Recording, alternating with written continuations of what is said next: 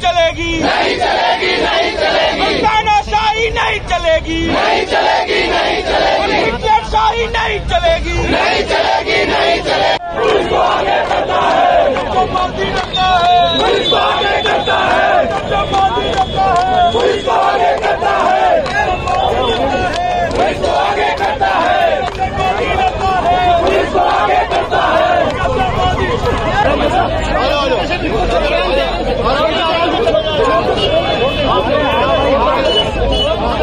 अरविंद केजरीवाल की नहीं है, ये लड़ाई हर इस जनता की है जिन्होंने 2013 में एक नई राजनीति का उदय देखा।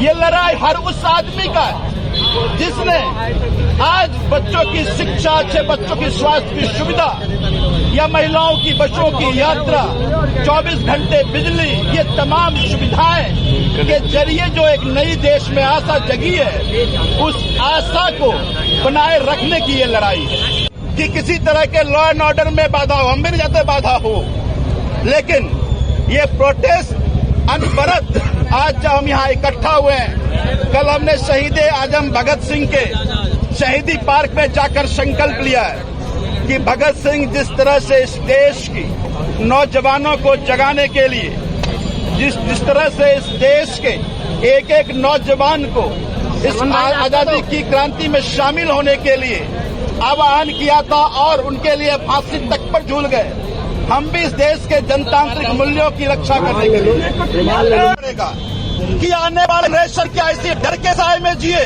नहीं, और अगर डर के साए में न जिए तो फिर ये लड़ाई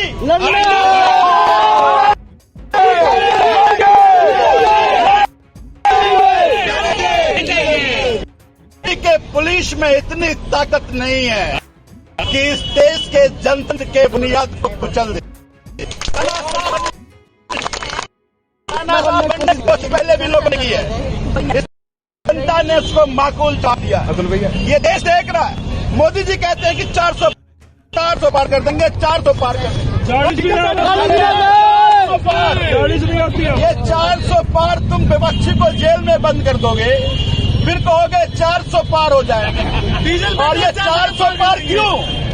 जिस तरह से ये अभी देखा कि इलेक्टोरल बॉन्ड के जरिए कंपनियों को धमका करके पैसा लिया है, पीएम केयर में चाइना के बड़े बड़े कंपनियों से पैसा लिया है।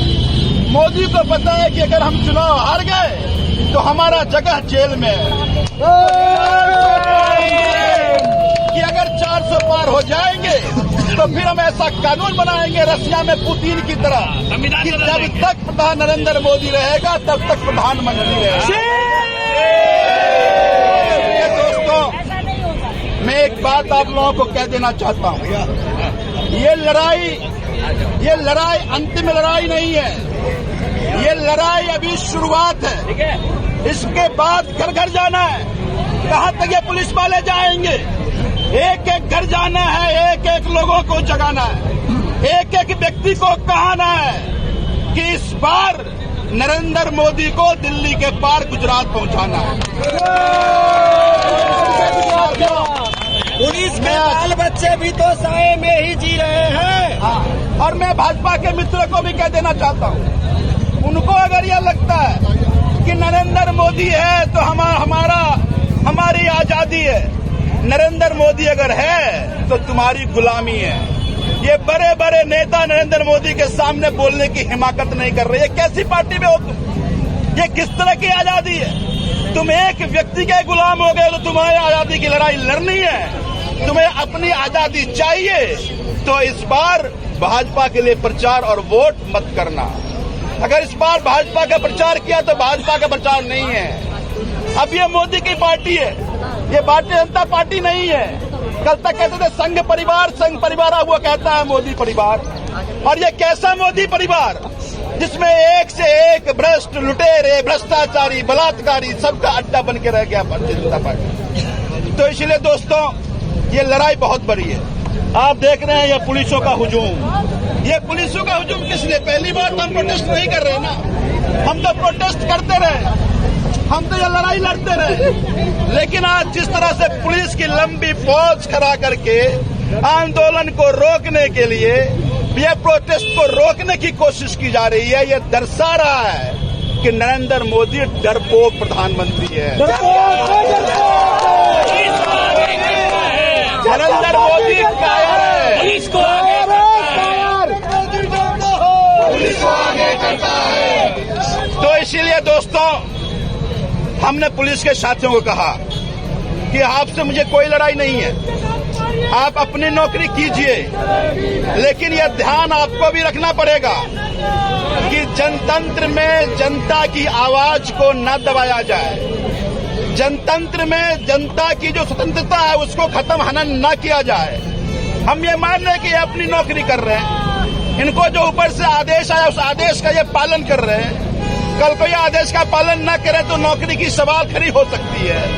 तो हम नहीं चाहते कि इनकी नौकरी जाए, हम नहीं चाहते हैं कि इनको किसी तरह के संकट में हम डालें।